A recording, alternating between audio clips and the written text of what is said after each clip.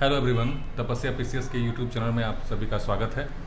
मैं हूं doctor Amit Aman and मेरे साथ बैठे हैं विवेश आनंद। हम लोग बीपीएससी 53rd बैच के ऑफिसर हैं और आपके बीच आज उपस्थित हुए हैं। जो अभी सीडीपीओ की रिज़ल्ट आई है, जो मुख्य परीक्षा रिजल्ट आई है, और उसका साक्षात्कार होना है जो 4 जुलाई से 7 जुलाई के बीच में होना है।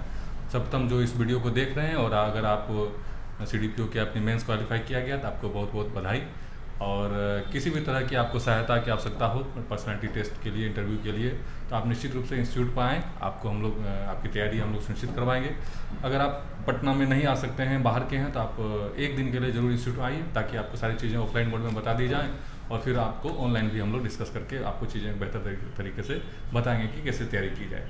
बेसिक जो होता है, आपको कोई भी इंटरव्यू, अगर आप ये जो हमारे चैनल को देख रहे हैं, कोई भी आप किसी भी इंटरव्यू का आपको तैयारी करना है, तो इंटरव्यू की कुछ बेसिक रिक्वायरमेंट होती है। जैसे आपने पीटी एग्ज़ाम दिया होगा, तो आपको निश्चित रूप से आपका एग्जाम की मेमोरी की टेस्ट हो गई, आपने बृहद जो है सिलेबस पढ़ा है, आपकी वो जो नॉलेज एस्पेक्ट है ना, उसकी आपकी वो टेस्ट ले लेते हैं पीटी परीक्षा से। दूसरा आता है मेंस की एग्ज़ाम। मेंस में जो होती है, जो सब्जेक्टिव मेंस होते हैं, उसमें आपको राइटिंग स्किल्स की आपकी वो पहचान हो जाती है कि आप एक दक्ष हैं, आप बेहतर ढंग से चीज़ों को कम शब्दों में और आप अच्छे ढंग से उसको आप साफ उसको स्पष्ट लिख सकते हैं। वो आपकी जो आपकी टेस्ट होती है, वो मुख्य परीक्षा से ली जाती है। लेकिन आप कैसे कम्युनिकेटर हैं, आप अपनी चीज़ों को कैसे बेहतर रख पाते हैं, या आप किसी चीज़ को जानते हैं, आपके माइंड में आपके पास कोई नॉलेज है, उस नॉलेज को आप दूसरे व्यक्ति को कैसे बताते हैं, जैसे ट्रांसफ़र ऑफ नॉलेज कहा जाता है। तो आप अपनी चीज़ों को दूसरे व्यक्ति को या दूसरी चीज़ों को कैसे आप समझा पाते हैं, कैसे कम्युनिकेटर आप हैं, और किस परिस्थिति में आप किस तरह से बिहेव करेंगे, ये सारी चीज़ें जो होती है वो इंटरव्यू में जो सब्जेक्ट एक्सपर्ट होते हैं, जो एक्सपर्ट होते हैं, साइकोलॉजिकल एक्सपर्ट भी इंटरव्यू में होते हैं, वो जान जाते हैं। तो बेसिकली आपकी वो कोई परीक्षा नहीं ले रहे होते हैं, वो आपसे खोजते हैं कि आपकी OLQ है कि नहीं। अगर आपको ऑफिसर बनने जा रहे हैं तो आप में OLQ यानी कि ऑफिसर लाइक क्वालिटीज़ हैं कि नहीं।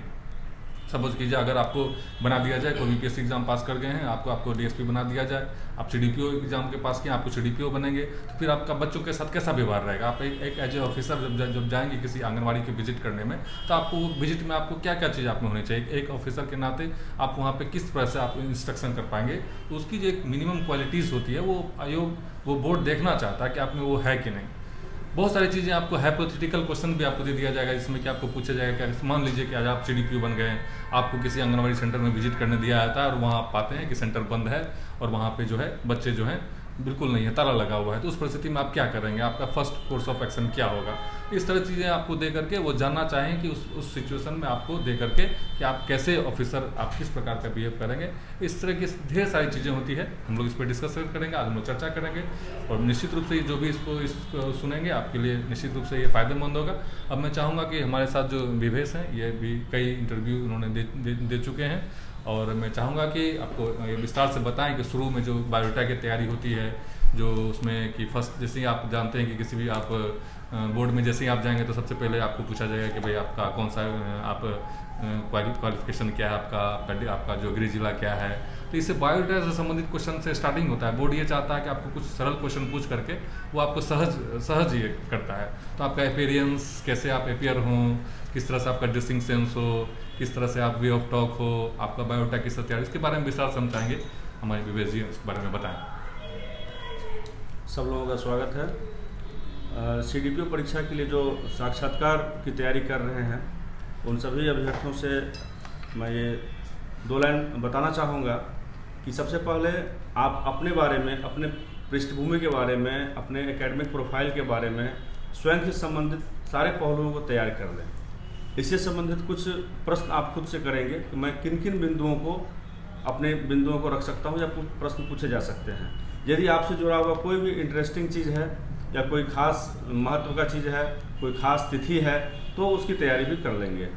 आपके नाम से संबंधित, यदि आपका नाम है तो नाम का आपको मीनिंग पता होना चाहिए।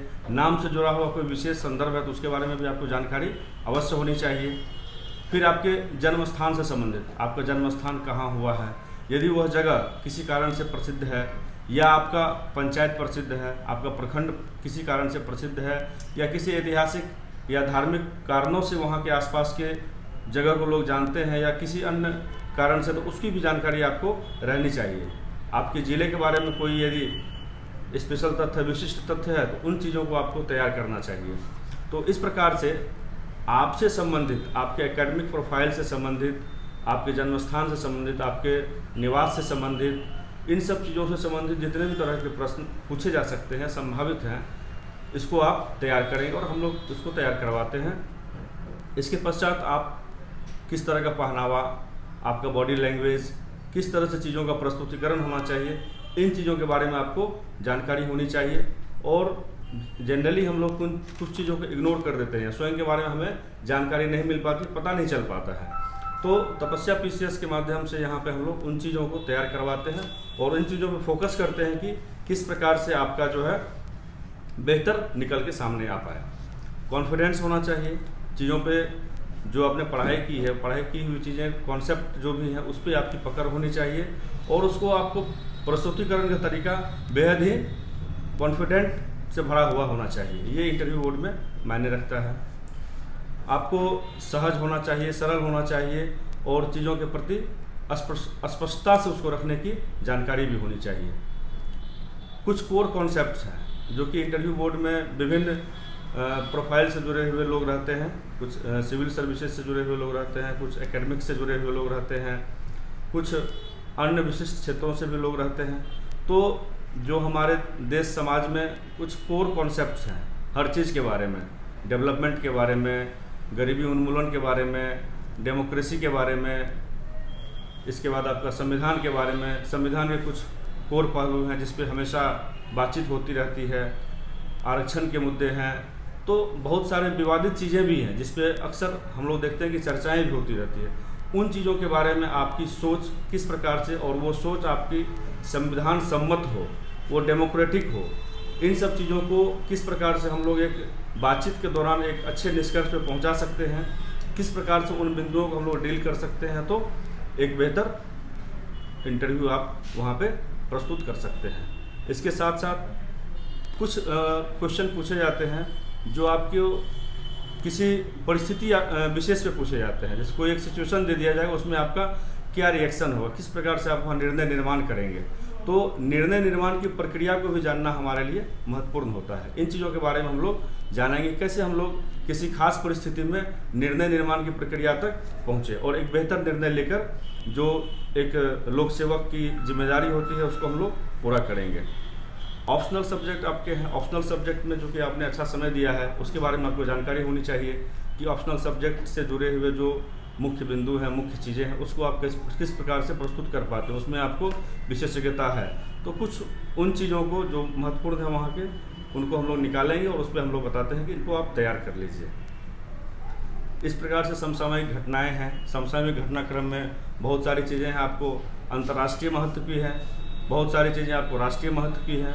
आर्थिक मुद्दे हैं, आर्थिक मुद्दों में जो चर्चा का विषय है, कोई नई पॉलिसी है किसी भी क्षेत्र से संबंधित, उन सब चीज़ों को हम लोग एक बार चर्चा करेंगे और उस पर यदि डिबेट हो तो वो डिबेट किस प्रकार हमारा संविधान सम्मत हो, डेमोक्रेटिक हो और जो हमारे लोकतांत्रिक मूल्यों के अनुरूप है, उस प्रकार से हम लोग उस पर निर्णय निर्माण और निष्कर्ष पर पहुंचने की प्रक्रिया के बारे में भी जानेंगे। और इस प्रकार से यदि हम लोग इंटरव्यू की तैयारी करते हैं, देते हैं, तो निश्चित रूप से आपकी सफलता को सुनिश्चित किया जा सकता है। तो इन्हीं शब्दों के साथ मैं चाहूँगा कि अमित सर। काफ़ी अच्छा विस्तार से बताया विवेक सर ने। और जो हम लोगों ने यहाँ पे जो डिज़ाइन किया है कोर्स को, हम लोगों ने वीक डेज़ का रखा है। 7 डेज़ आप आएँ, आपकी बिल्कुल तैयारी हम लोग बेसिक से जीरो से शुरू कराएंगे। हम लोग यहाँ पे जितने भी खासियत है कि जो भी यहाँ पे सेलेक्टेड ऑफिसर्स हैं वही यहाँ पे समय समय पे हॉलीडेज़ के दिन फ्री ऑफ कॉस्ट, कोई इसके पीछे इकोनॉमिक पर्पस नहीं है, उनकी हॉबी है, इंटरेस्ट है लोगों को, जो उन्होंने अपना अनुभव प्राप्त किया, अनुभव को शेयर करने का।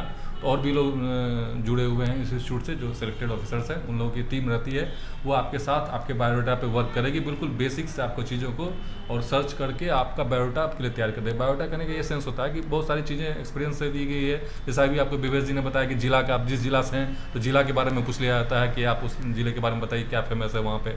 सपोज कीजिए आपने आपने कहा कि अपने पटना विश्वविद्यालय से हमने ग्रेजुएशन स्नातक पास किया है, तो आपको ये पूछ दिया जाएगा पटना विश्वविद्यालय की स्थापना कब हुई, पटना विश्वविद्यालय का लोगो है साफ विद्या या विमुच्यते, उसका क्या पर्पस है, क्या उसका मतलब क्यों ये लिया गया, क्या उसका अनुवाद है।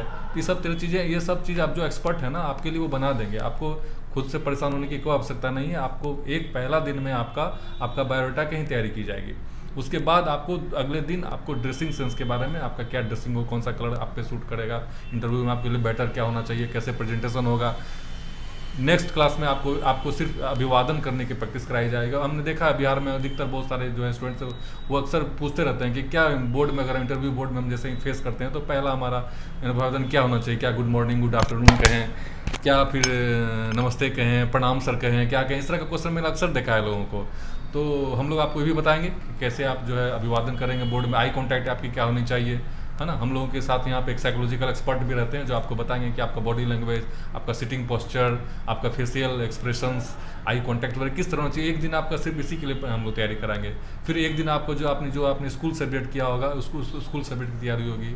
एक दिन आपके ऑप्शनल्स पेपर होंगे उस पर होगा। और एक दिन आपने जिस एग्जाम के लिए, सपोज CDPO के लिए हम लोग बात कर रहे हैं, तो CDPO की जो जॉब रिक्वायरमेंट्स हैं आपको यहाँ पे हम लोग CDPO को भी ला के रखेंगे साथ में, जो आपको जॉब प्रोफाइल के बारे में बताएंगे कि एक CDPO की क्या क्या जॉब रोल रिस्पॉन्सिबिलिटी होती है। ये सारी चीज़ें आप जाएंगे तो आप में एक कॉन्फिडेंस बिल्डअप होगा, और निस्संदेह जब आप में कॉन्फिडेंस बिल्डअप होगा तो आप बोर्ड को बेहतर ढंग से फेस कर पाएंगे। और यही कॉन्फिडेंस आपको जो है दूसरों से पार, आपको 10 मार्क्स ज़्यादा लाने में आपको मदद करेगा। और यही एक मार्क्स आप सभी जानते हैं कि एक मार्क्स का महत्व होता है।